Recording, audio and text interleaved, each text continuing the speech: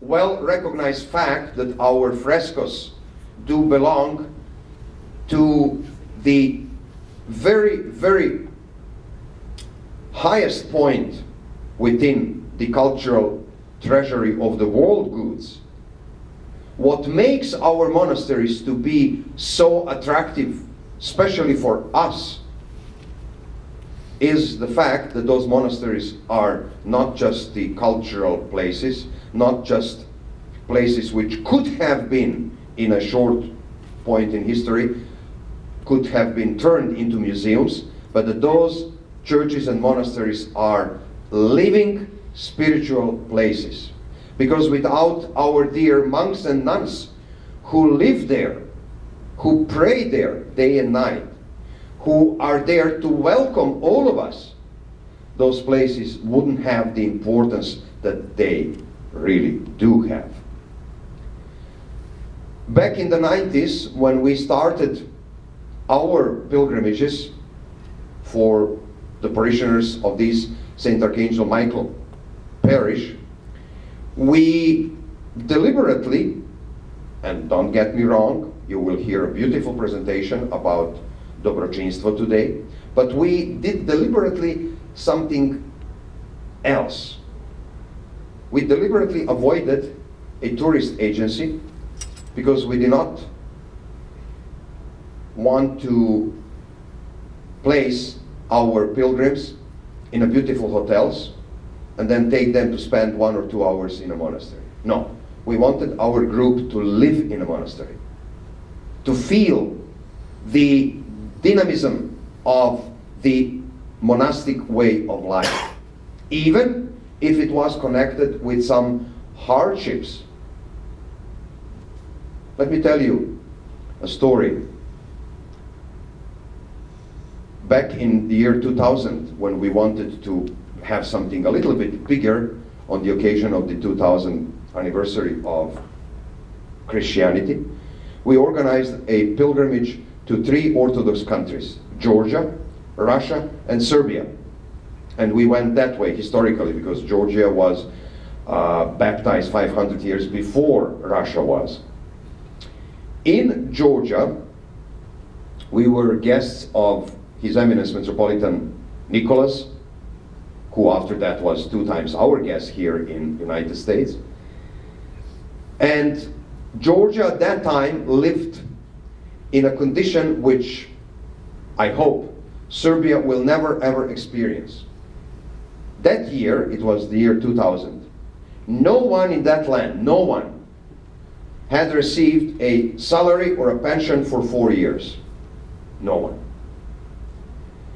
Only the capital city had water and electricity for 2 hours in the morning and 2 hours in the evening. Something which is unfortunately known to some of us from our situations in Belgrade and Novi Sad when we had those restrictions.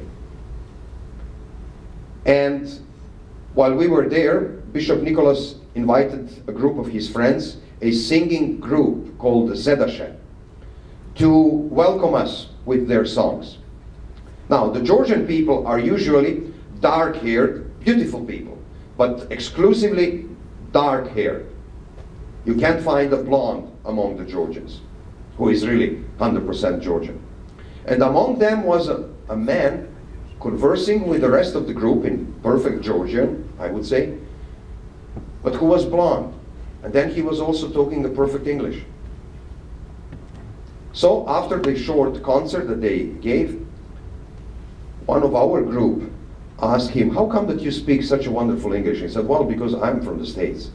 "What? You're from the States?" And then you could imagine, or you even cannot imagine, all kind of questions that our people ask him. How could you live with these, restrictions, 2 hours over electricity and water daily, in the morning and at night and so on, and no salaries and no this, no that? And he said, wait. Let me explain you one thing. I'm an artist, he said, a painter. And I have heard, I'm from Ohio namely, he said, and I have heard that there are 2 places in the world where the sunbeams come under a particular angle which gives you a true revelation of the colors in the nature, like no other place in the world has. And those two places are Georgia in Europe and parts of Australia and New Zealand in the southern hemisphere. So I came to this country. I fell in love with this country. I fell in love with this girl, who is now my wife, he said. And I'm more than happy. Let me tell you one thing. I came from a very, very rich house. In my father's house in Ohio, we had, and they still do have, 8 bathrooms. Now you tell me, could I use all those 8 bathrooms at once? No. Of course it would be nice to have always running plumbing, you know, and running water and so on. But the things which I did find here are more important than water, than electricity, and than all other things on which we so much do depend in the Western world. And how truly was his statement. Because we are witnessing a paradox nowadays.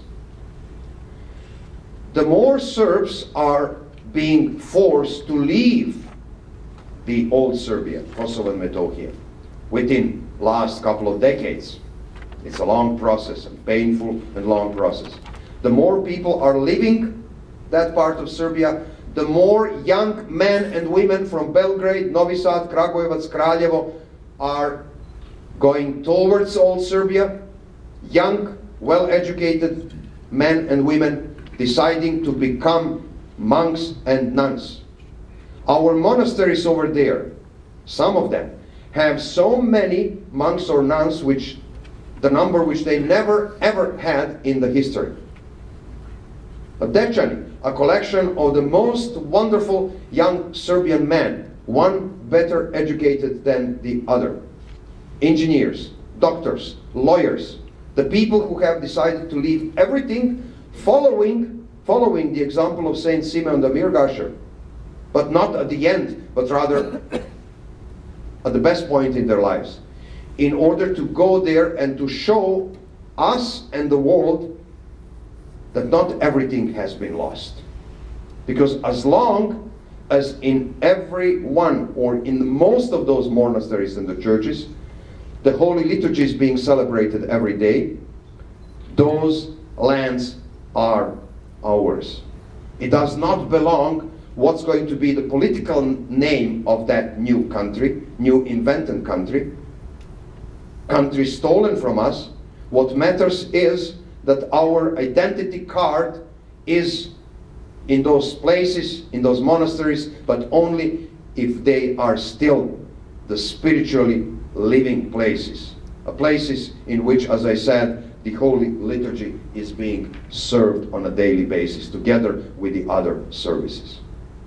So, when you take this approach, and when you are being motivated to go and visit, not just in order to enjoy the wonderful architecture and the splendidly done frescoes, but in order to experience the living church.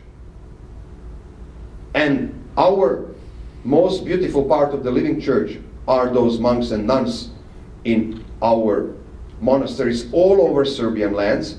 Then, and only then, you could come back with the living memories, not just with the beautiful memories, oh, we have seen this and that. No, we have experienced something which could not be expressed by a price.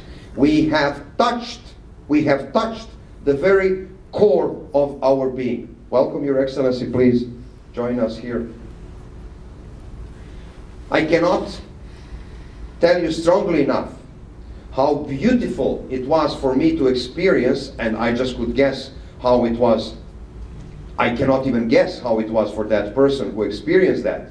When we had our first pilgrimage trip in 1994, one of our old-timer, and that lady was close to 90, when she was walking through the courtyard of the Studenica monastery, I asked her one thing.